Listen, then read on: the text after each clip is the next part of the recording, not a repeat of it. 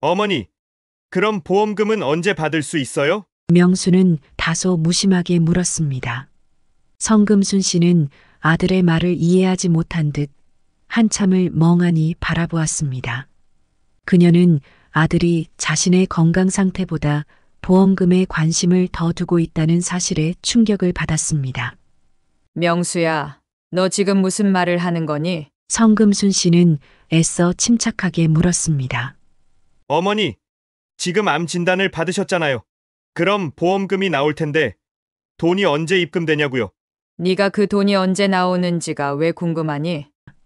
어머니 예전부터 주변 사람들 부탁으로 보험 많이 가입해 두셨으니까 진단비가 꽤 될 거잖아요. 저도 그 정도면 이제 일용직 때려 치우고 다시 사업을 시작할 수 있지 않을까 싶어서요. 명수는 마치 아무렇지도 않은 일처럼 말을 이어갔습니다. 성금순 씨의 마음속에 감정이 격렬하게 일렁이기 시작했습니다. 안녕하세요. 희노애락 이야기꾼입니다. 오늘은 강원도 원주시에 계시는 76세 성금순 씨의 사연을 가지고 왔습니다.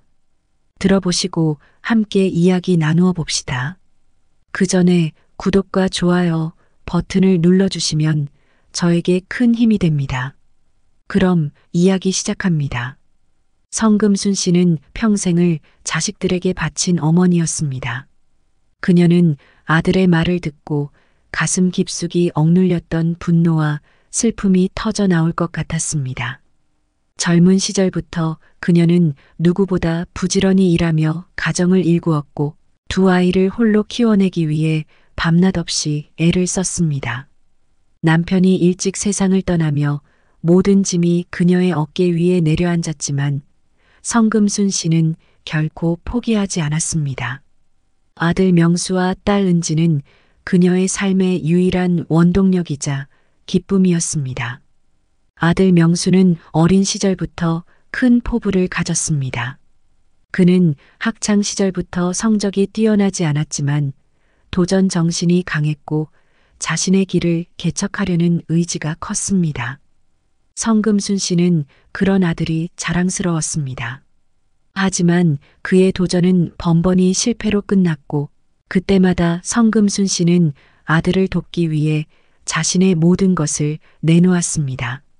명수는 대학을 졸업하자마자 벤처 사업을 시작했습니다. 처음에는 온라인 쇼핑몰이었고 이후로도 여러 아이디어를 바탕으로 다양한 사업을 시도했지만 매번 실패했습니다. 그때마다 성금순 씨는 자신이 모은 돈을 내놓으며 아들을 도와주었고 나중에는 살던 집마저 담보로 대출을 받아 아들을 지원했습니다. 명수는 사업이 실패할 때마다 새로운 사업 아이디어를 떠올리며 어머니에게 재차 도움을 요청했습니다. 성금순 씨는 그런 아들을 위해 무엇이든 해주고 싶었고 아들의 꿈이 이루어지길 간절히 바랐습니다. 하지만 현실은 녹록지 않았습니다. 명수의 사업은 계속해서 실패했고 성금순 씨의 경제적 상황도 점점 악화되었습니다.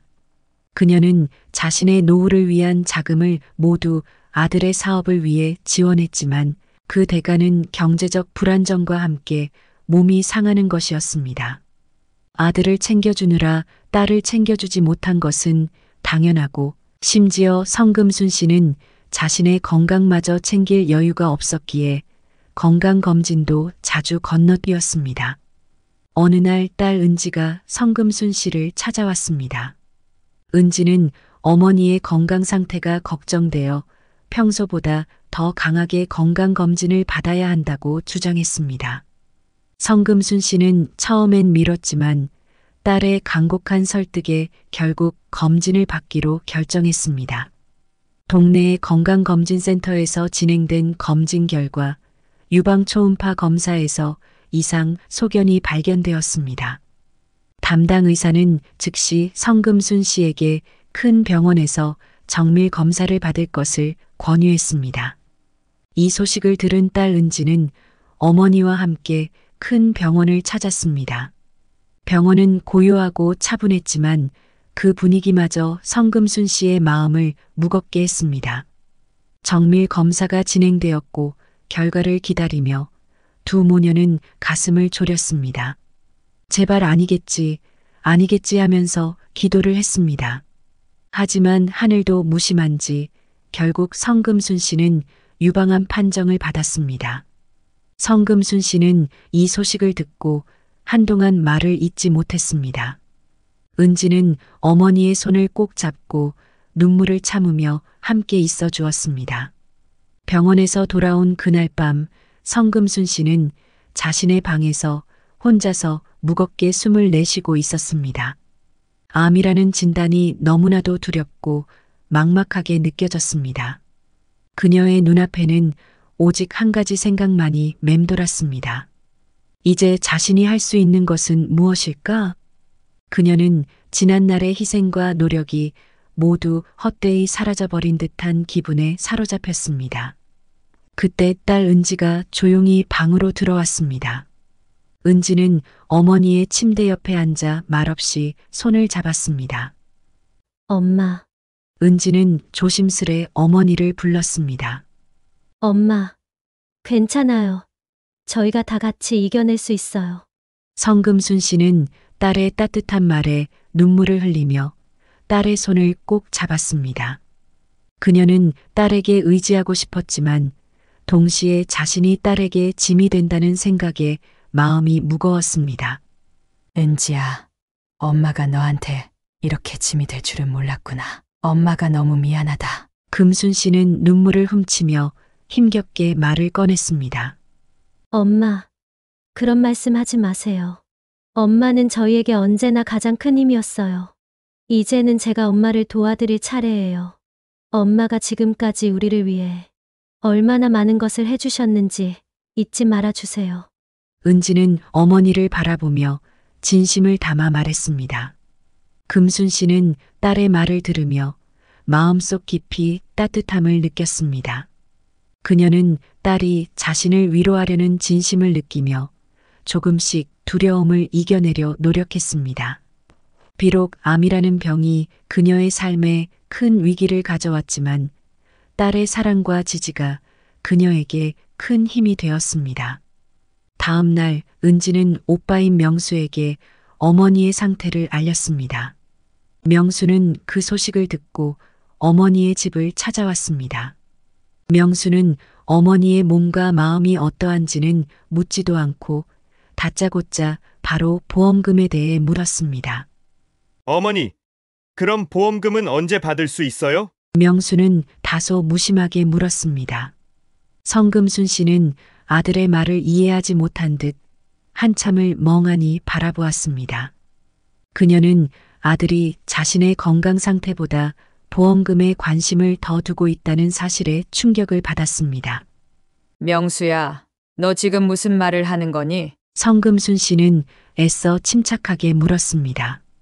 어머니, 지금 암 진단을 받으셨잖아요. 그럼 보험금이 나올 텐데 돈이 언제 입금되냐고요? 네가 그 돈이 언제 나오는지가 왜 궁금하니? 어머니 예전부터 주변 사람들 부탁으로 보험 많이 가입해 두셨으니까 진단비가 꽤 될 거잖아요. 저도 그 정도면 이제 일용직 때려 치우고 다시 사업을 시작할 수 있지 않을까 싶어서요. 명수는 마치 아무렇지도 않은 일처럼 말을 이어갔습니다. 성금순 씨의 마음속에 감정이 격렬하게 일렁이기 시작했습니다. 그녀는 아들의 말을 듣고 가슴 깊숙이 억눌렸던 분노와 슬픔이 터져 나올 것 같았습니다. 하지만 그녀는 최대한 냉정을 유지하려 애썼습니다. 명수야, 내가 지금 암에 걸렸다는 게 중요하지 않니? 내가 사업을 다시 시작하는 것보다 내가 살아남는 게 더 중요한 거야. 성금순 씨는 힘겹게 말을 이어갔습니다. 물론 어머니의 건강도 중요하지만 저도 이제는 다시 일어설 기회가 필요하잖아요. 어머니가 보험금을 받으시면 그 돈으로 다시 시도해 볼 수 있지 않을까 싶어서요. 명수는 끝내 자신의 생각을 굽히지 않았습니다. 이게 저만을 위한 게 아니에요. 앞으로 오랫동안 치료도 받으셔야 되는데 제가 성공해야 어머니 치료비도 더 보태고 좋은 것도 사드리고 하죠. 성금순 씨는 더 이상 참을 수 없었습니다. 그녀는 아들의 이기적인 태도에 실망을 넘어 깊은 상처를 받았습니다. 명수야, 난 내가 나에게 이렇게 말할 줄 몰랐다. 내가 이렇게 힘든데 내가 생각하는 건 오직 돈이구나. 그 보험금은 내 목숨과 맞바꾼 돈이야. 그걸로 다시 사업을 하겠다니 그 돈은 오롯이 내가 사용할 돈이니 기대하지 말아라. 성금순 씨는 단호하게 말했습니다. 명수는 어머니의 말을 듣고도 계속해서 보험금 이야기를 했으나 단호한 금순 씨의 태도에 결국 화가 나서 방을 뛰쳐나갔습니다. 그는 어머니의 말에 상처를 받았다고 생각했습니다. 그 모습을 본 금순 씨는 내가 아들을 잘못 키워도 단단히 잘못 키웠구나 하는 생각에 가슴이 찢어질 것 같았습니다. 보름 뒤 금순 씨의 항암 치료가 시작되었지만 아들 명수는 전혀 어머니의 치료 과정에 개입하지 않았습니다. 항암 치료를 받기 위해 병원을 자주 오가야 했던 어머니의 곁에는 늘 은지만이 있었습니다. 은지는 오빠의 무관심에 점점 더 실망했고 속이 상했습니다. 하루는 병원에서 어머니의 항암 치료가 끝난 뒤 은지는 참다 못해 오빠에게 전화를 걸었습니다. 오빠 도대체 뭐 하는 거야? 엄마가 이렇게 힘들게 치료를 받고 있는데 오빠는 왜 아무 관심도 없는 거야? 은지는 분노에 찬 목소리로 말했습니다. 은지야, 나도 힘들어. 내가 지금 일 때문에 바쁘잖아. 엄마가 보험금만 날 줬어도 내가 사업해서 큰 돈 벌 수 있을 텐데. 엄마가 돈을 안 주신다잖아. 그럼 별수 없이 내가 막노동이라도 할 수밖에 없지 않아? 명수는 변명하듯 대답했습니다. 예? 오빠, 지금 일이 문제가 아니잖아. 엄마는 지금 암과 싸우고 있어. 오빠가 그동안 받았던 도움을 생각해봐. 엄마가 우리를 위해 얼마나 많은 것을 희생했는지 생각해보라고. 은지는 분노를 억누르지 못하고 소리쳤습니다. 그리고 사업을 해? 지금까지 오빠가 집에서 엄마한테 받아간 돈만 안 날렸어도 우리 엄마 제일 좋은 병원에서 제일 좋은 치료 다 받을 수 있었어. 염치가 없어도 어떻게 이 정도로 없을 수가 있어? 지금까지 그렇게 엄마 힘들게 하고 이제 와서 또 암 진단비 내놓으라는 말이 입에서 나와? 명수는 은지의 말에 잠시 침묵했지만 결국 전화를 끊어버렸습니다. 은지는 전화가 끊기자 허탈한 마음으로 한참을 서 있었습니다. 그녀는 어머니의 병세가 점점 악화되고 있다는 사실을 알기에 오빠의 철없고 무책임한 태도에 더 큰 상처를 받았습니다. 금순 씨는 아들과의 갈등 이후 많은 생각을 하게 되었습니다. 그동안 아들이 잘 되길 바라는 마음에 모든 것을 바쳐왔지만 그 결과는 그녀를 외면하는 아들의 모습이었습니다. 그녀는 스스로에게 물었습니다. 언제부터였을까? 언제부터 명수는 이렇게 이기적이 되었을까? 그러고 보니 명수는 늘 자기 중심적이었습니다. 어린 시절부터 그는 자신의 욕구가 충족되지 않으면 쉽게 화를 내곤 했습니다. 명수가 대학을 졸업하고 첫 사업을 시작했을 때도 금순 씨가 지원해준 돈을 명수는 당연하게 여기며 어머니에게 감사의 말조차 제대로 하지 않았습니다. 오히려 금순 씨가 조심스레 사업의 방향을 물었을 때 명수는 짜증스럽게 엄마는 사업에 대해서 아는 게 없잖아요 라고 무시했습니다. 그때 성금순 씨는 속상한 마음에 눈물만 삼켰지만 오늘날 그 기억이 더 아프게 다가왔습니다. 금순 씨는 이제야 비로소 명수의 이기적인 성품을 뼈저리게 깨닫게 되었습니다.